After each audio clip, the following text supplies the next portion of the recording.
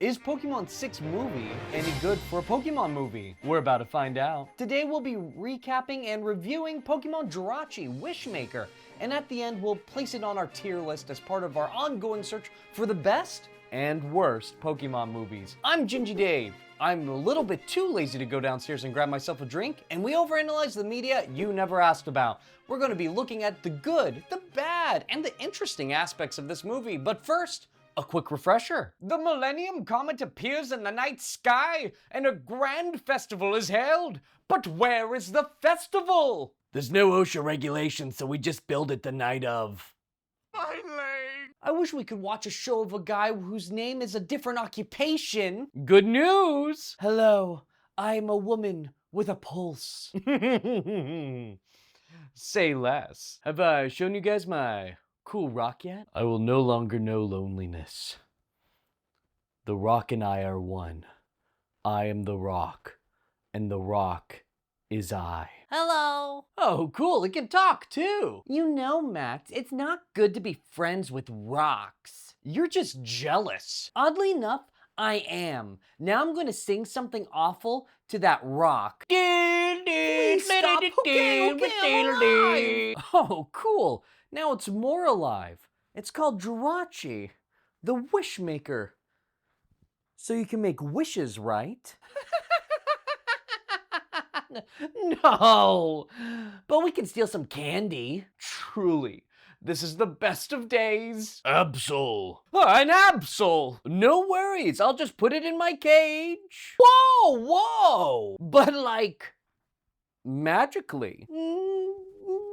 Okay, that's fine. Also, I will be torturing Jirachi to open up its third eye so that I could resurrect Groudon to prove to Team Magma that I was right. Wait, what? Butler, I don't like it when you torture Pokemon, but I'm doing this for us. How? In what conceivable way? Well, you see,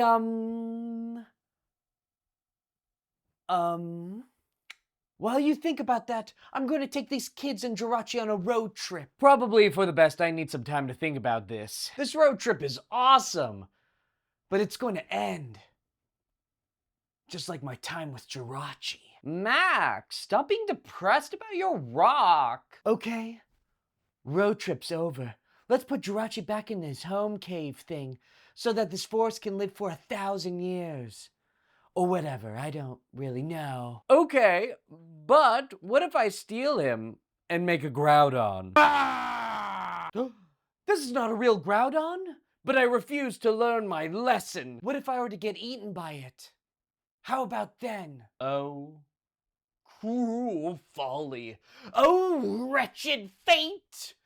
Diane, my light, swallowed by my own blind ambition. I sought glory, yet forged only ruin. I wielded power, yet became its fool. What use is a name, if spoken only by ghosts? Behold! The cost of wisdom untempered. Behold the ruin of a man who dreamed too greatly. Weird, oozy Groudon, beast of my making, take thy victory, for I am undone, not by thee, but by thy own hand. Dude, come on, it's not like you lost a rock or something. And then the gang reversed the polarity of the machine, giving Jirachi its energy back to totally beat up Groudon. You should have totally been there. I don't want to give up my rock. What if I promise to always remember you? What if, like, we all sing poorly to say goodbye? Okay. And that's a quick refresher of the Pokemon movie Jirachi.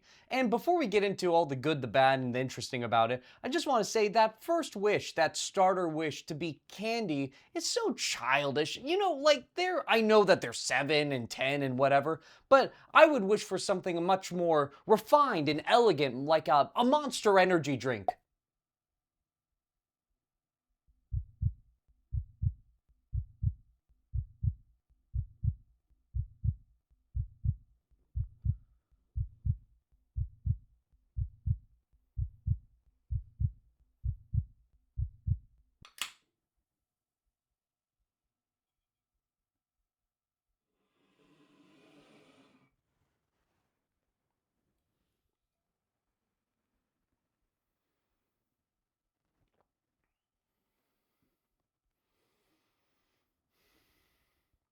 Before we continue, let's hear today's call to action by our sponsor, Gingy Dave. Oh, hey, I didn't see you there. I'm Gingy Dave, and you're probably wondering what today's call to action is. Well, it is to like, subscribe, and to share this video. You're probably thinking, Gingy, why should I subscribe to you? And it's a good question. There's simply only one answer, and it's that once we reach 1,000 subscribers, I will be taking my wife to sushi. Now you're probably also wondering, Gingy, what does that have to do with me? Well, let me tell you, happy wife, happy channel, guys. My wife's so hungry. I don't want this to be like an emotional weight, but please subscribe. Now back to the show. The one thing you gotta know is that there's a lot of good in this movie, which was very surprising. I didn't go into the 6th Pokemon movie having high expectations. I was pleasantly surprised. The one thing I was very surprised by was the humor. It's immaculate. Meowth is just kind of the super depressed, but he doesn't really show it, but his words give it away. Jirachi, in and of itself, when it's granting a wish, quote unquote, is like, get rid of the problem. We'll show that scene. Jirachi, get rid of the problem! Get rid of problem? Okay. That's freaking hilarious. That's absolutely a riot, and that should have won like some sort of award at some point of time. They do a lot of humor in this movie, and I honestly think it really elevates this quite a bit. Another thing I thought this movie does really well is that you have a main antagonist. His name is Butler, the Great Butler. The Great Butler is an interesting character, and I will say that the part of the bad about this movie comes with a little bit of his motivation, and we'll get to that in a little bit. But as far as like a character that's intriguing, he's a magician who turns into a entertainer, and he's not really, he's all of these kinds of things, but at the root of it is like, no, he's a very engaging character in the beginning. And when it's revealed that he's the bad guy, even though you already know from like the, you know, the initial beginning of the movie, it's still really engaging. And in fact, he is really engaging. And when he starts hurting Jirachi in this really terrible way, and he's doing it without any sense of wrongdoing. He doesn't think what he's doing is wrong. He doesn't view it as an evil act. He views it as a necessary part of his ambitions being fulfilled. It's quite hard to watch. It's very like, it's really sinister in that area where he's completely oblivious to the evil that he's doing. He thinks he's justified, and that is very refreshing. Just genuinely refreshing. I think if you have a villain who knows that they're a villain, like that's good every now and then. And it is, and you need villains like that. But to have a villain that is evil and what he is doing is bad, and he's like, no, I think like whatever delusion he's under, like he's still smiling. And I think that was very unnerving to me, especially in a Pokemon movie where some of the bad guys are just bad guys. And it's good because they're just bad guys. And this is the first time we kind of get a glimpse of this idea of like, it's a bit more complicated. At no point of time are you like, I think it's weird that he's bad. Like, you're like, no, he's just a bad person. Like, what the actions he's doing is bad. But at the same time, you're like, I don't know, he's Butler. Like you kind of get into this moment of a bit of a relationship with Butler where you're like, it was shocking that he turned out to be a bad guy. I also like with Butler is that he initially started out as being and wanting to be an entertainer. And then we get this little middle section that we don't know what's really going on, and he becomes a scientist. And then from scientist to exiled scientist to this faux entertainer is really interesting. It's like he is doing what he initially wanted to do, but with like a malice and not a real love for the craft anymore. It's like this is an ends to justify the means situation for him. And it was very interesting. I really like this idea of he's doing what he always wanted to do, but it's simply not what it is anymore. Whatever that was, that love for that is now completely gone due to the fact of this evil, this like malice that's in him now. It's really intriguing. I really do enjoy the Great Butler quite a bit. Another great part about this movie is the introduction of Absol. And Absol is this bad omen Pokemon. It's a Pokemon that only appears when something terrible, a calamity is about to happen. And it's introduced into the movie. Now, is it introduced in a way that's very interesting? Yes. Absol is introduced by breaking through a mirror. Now, if you're not a native like English speaker, or if you're not super superstitious, that's a fancy, super superstitious. If you break a mirror, there's this idea, superstition, that it would bring you 7 years bad luck. And I think that is a fantastic, a genius way to introduce the bad omen Pokemon, is that you break through something that literally generates bad omen. I want to say this, every movie, I truly believe, has maybe 2 or 4 minutes of just brilliant cinema. I think even a bad movie will generally have a moment where someone just nails it on the head.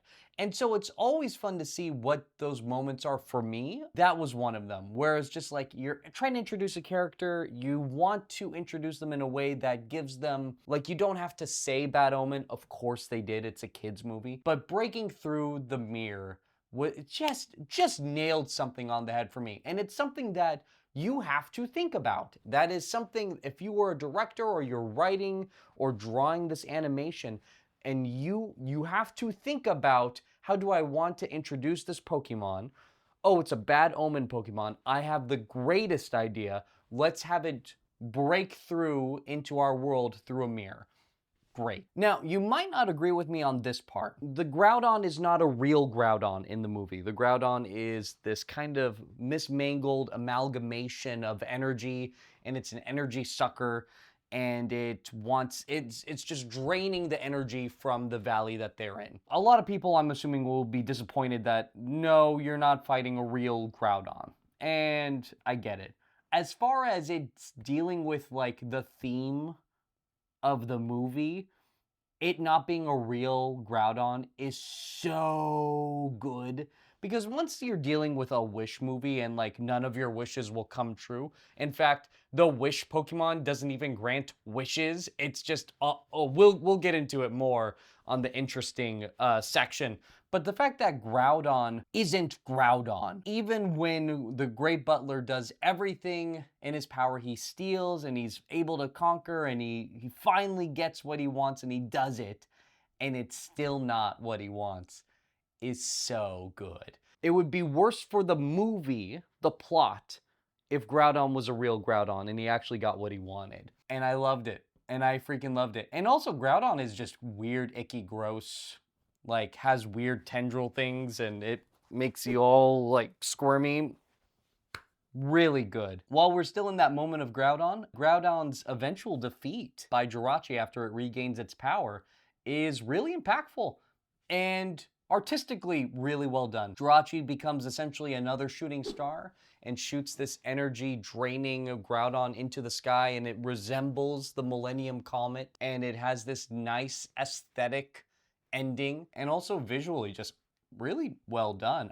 Again, very surprised by how this movie dealt with its ending. Yeah, let's talk about the bads really quick. I do feel a little tired though. I mean, what's like you wouldn't judge me if I had a couple. I just need to get through the review. You know, and I'm not really hurting anyone. I'm potentially my heart, but you guys wouldn't mind if I wish for a couple more monsters, right? Ooh. Okay, so the bad. Okay, there's a couple of things about this movie that are considerably rough, and it would be, even though I do enjoy the movie, I think it would be terrible for me not to discuss. One, there is singing, and there is a lot of singing. There is singing of one particular song 3 times, and they're all at major intervals of the movie. The first one is that they're singing. Mei sings to the rock that is Jirachi, and then the Jirachi is revealed, waking up after the song is done. Number 2, there's a moment in the forest where Max and Jirachi are about to go to sleep, and Mei sings to them to fall asleep, and it's after this pretty emotional moment where Max doesn't really want to let Jirachi go. The third one is at the very end when Jirachi's about to leave into like this 1,000-year induced coma into the ground, and Jirachi asks them to sing that song one more time, and everyone sings. So let me be just very clear. It is rough. I have musician blood in me, and when I hear people sing out of tune, it hurts my very being and soul. Will you remember this movie for a movie that has a good theme and a fantastic, like, true essence of itself? No. You will remember this movie by the singing. And when you talk to people about this movie, you will not say like, wasn't that an emotional moment when Max like let go of Jirachi and truly, even though his wish of being together isn't actually coming true in the sense that he thought, but the fact that they are emotionally together forever and that they'll be in each other's memories. No, you're not going to think that. You're going to think of dee, dee, dee, dee, dee. I cannot truly do this justice with my voice. Please listen to it right now. We are going to share in each other's suffering.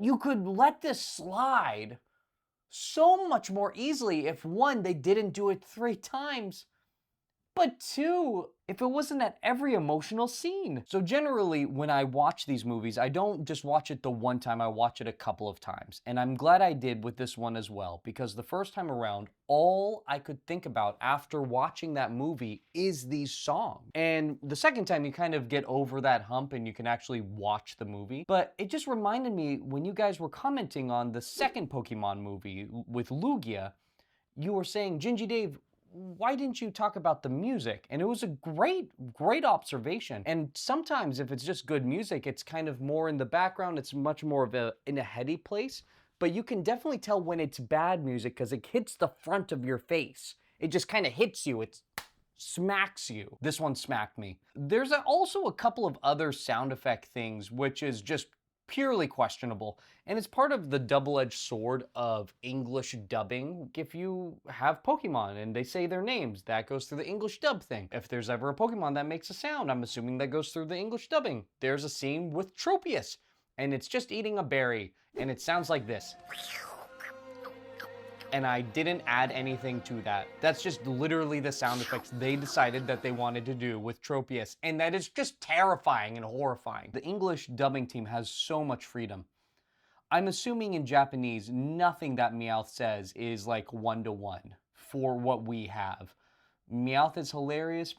Like the writing on it is specifically for an English audience, and it hits you really. Like for me, some of the stuff is just perfect. And then every now and then you're like, wow, that's just really bad. Every now and then you have a character who is trying to emote and you're like, oh, it's just not hitting where you want it to, right? And that's going to be forever. As long as dubbing exists, you're going to have this moment of like, is it as good as the Japanese sub? And generally, no, because they have a lot more time with their voice actors. Or if they don't, they generally hire a different caliber of voice actors. Not to say that the Pokemon voice actors are bad. I think it's just when you're trying to imitate someone, there's always that one more extra layer, that one more extra veneer that you have to go with. A couple of other bad things, really quick. One of them is when they were trying to reverse the polarity of the machine to give Jirachi energy versus taking it out of him. They literally flipped the Groudon fossil piece like this. That's how they reversed the polarity. Is that funny? Yeah. Is that moment supposed to be funny? No. Nope, nope, nope. It was very strange. I did not like that moment. It just super took me out of it. I was like, oh my goodness, that can't be right. It's like flipping a AA battery over, and now it's like instead of giving power, it's sucking in power.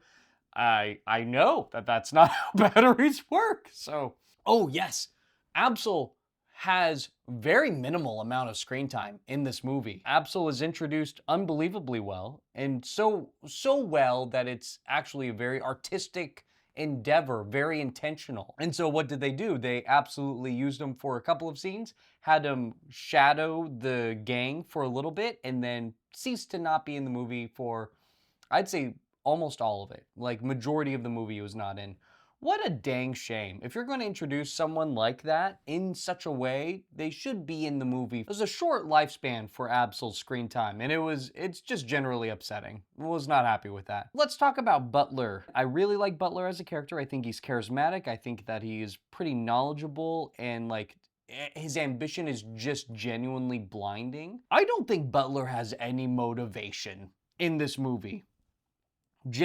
Let's just be honest. Just straight up, I don't think so. Butler is introduced as being like a entertainer who became a Team Magma scientist, and Team Magma has this hope of like adding more ground to the world, and their hope is to get Groudon. He attempts to get Groudon, it doesn't work well, they laugh at him, and then he spends the rest of his life being moody and mopey and trying to actually revive Groudon. So they don't talk about with Butler is his motivation to actually be in Team Magma. The idea of Team Magma, which I brought up, which is, hey, we are Team Magma, we're trying to make more ground, is never talked about in this movie. So if you're just watching it and you've never played the third games at all, and you have no idea who Groudon is, you just don't know what Butler is doing. Like, why does he want to revive this prehistoric monster thing? Other than his ambition. And they don't give you anything at all. He tells Diane at some point, I'm doing this for you. And she says, what? And me as an audience member is also, what do you mean? Like, I felt like there was something, and it could be the English dub versus the Japanese sub.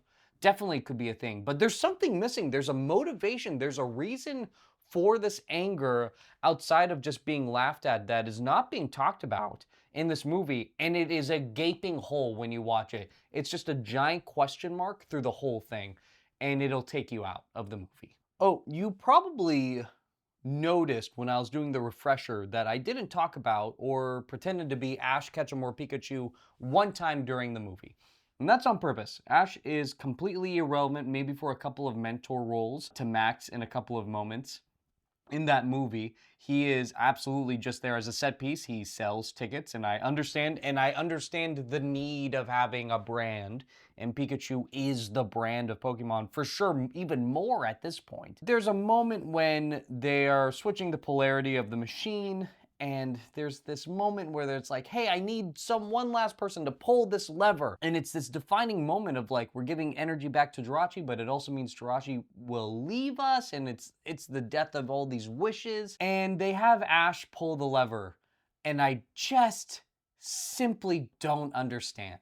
If I'm just honest, I don't get it. Ash in no part of this movie, and in no regards, is a protagonist in this movie.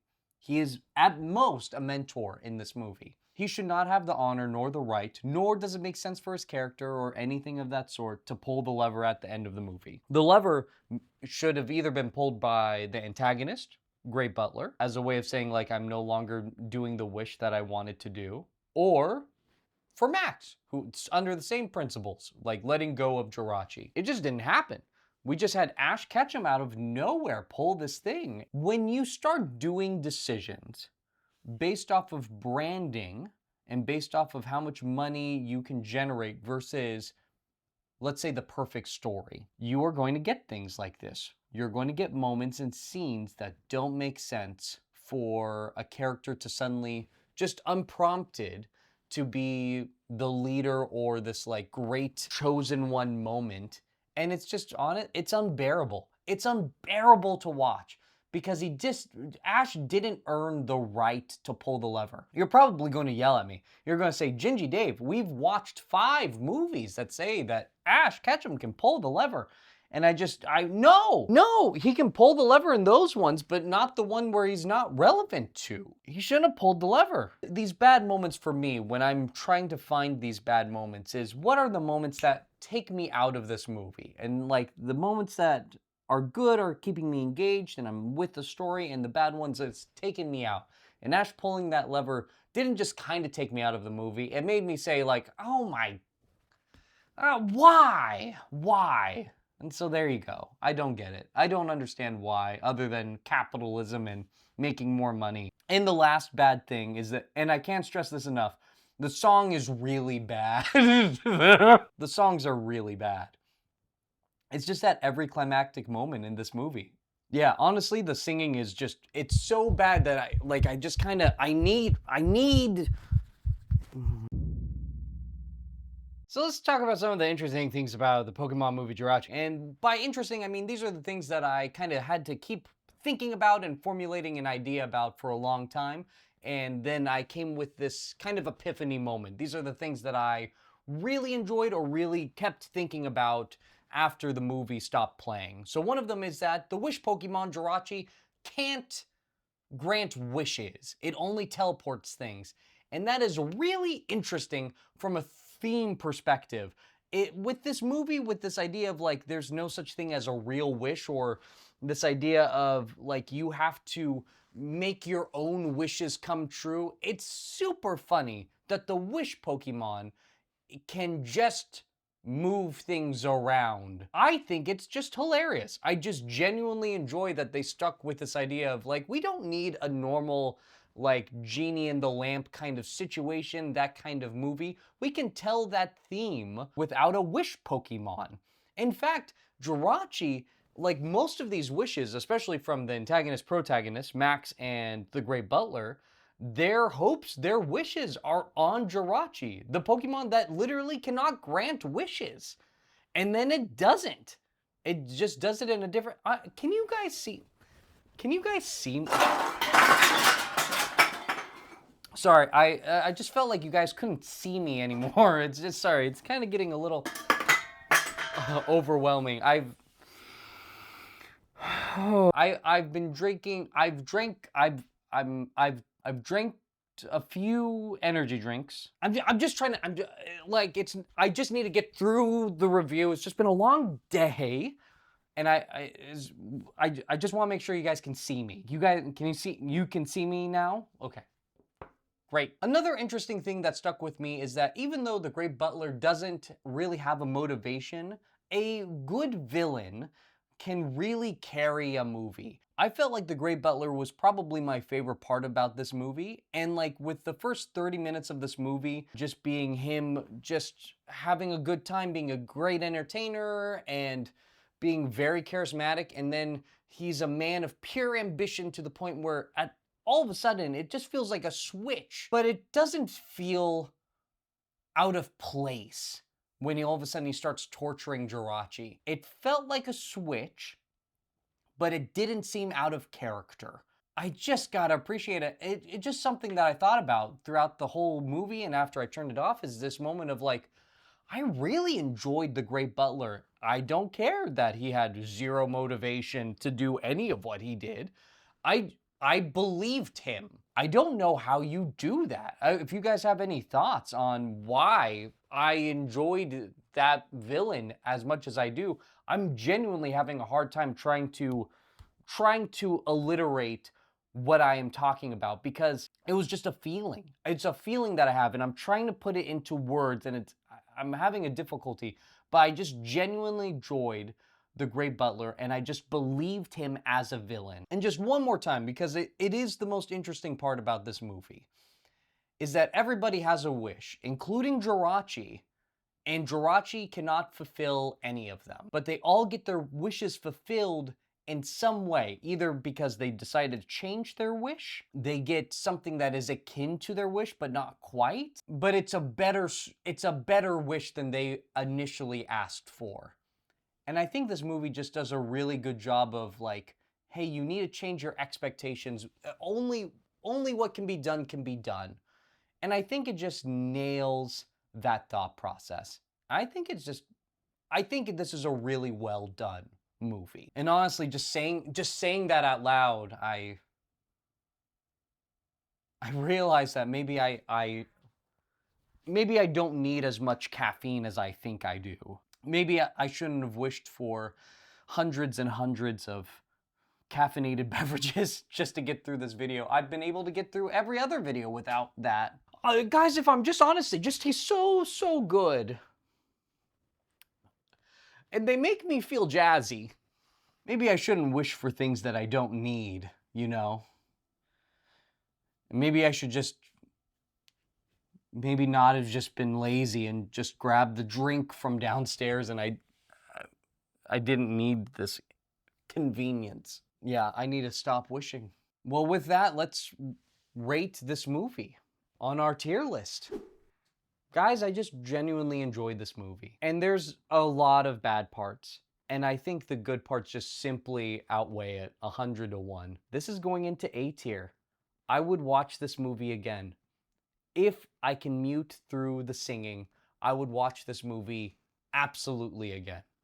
And thank you guys so much for watching. You know, that just wasn't like, thank you guys so much for watching. It's just not peppy enough. What's one more monster energy? Like, I just drank a hunt, like, okay, I wish